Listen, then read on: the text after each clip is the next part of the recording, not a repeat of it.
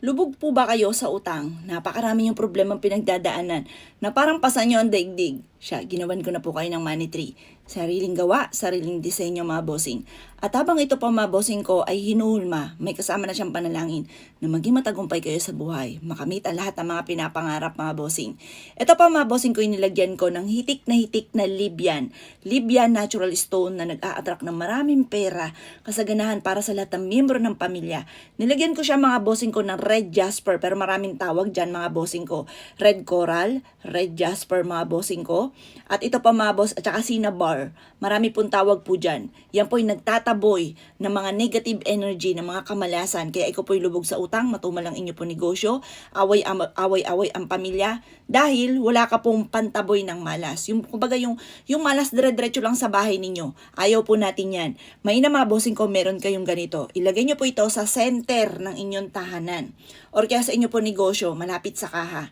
Ito pa mga bossing ko, inilagyan ko ng perpektong sangkap. 7 sangkap na magdudulot sa inyo ng swerte. Dahon ng laurel for the victory and swerte yung pagkakalob sa inyo. Bigas, kasaganahan, ang dulot po nito mga bossing. Asin mga bossing ko for cleansing. Cinnamon, money magnet, for love and for happiness. Ganon din po mga bossing ko, ang 6 na barya para smooth na daloy ng swerte, tuloy-tuloy ng agos ng swerte. At ganon din po mga bossing ko, ang black eye peas na maswerte, lalo na pagdating sa usapin ng pera.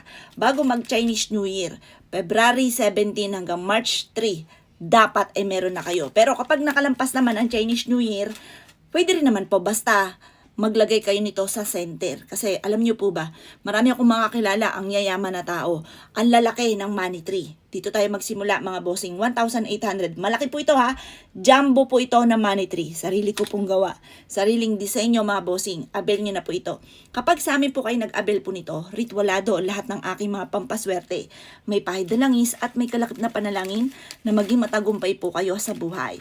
Maina mga bossing ko na meron kayong ganito. Tapos itong mga naka-plastic na to, ibubudbud nyo siya dito. May space ako nilagay po dyan. Lahat po yan ibubudbud nyo. Ihahalo nyo lamang po siya dyan mga bossing ko. Pakakawalan nyo sa plastic.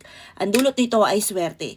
Kapag sa amin po kayo nag-abel, napausukan ko na po ito. Bago ko po ito ipakita sa inyo dito mga bossing ko sa video, napausukan na po siya. Araw-araw po yan.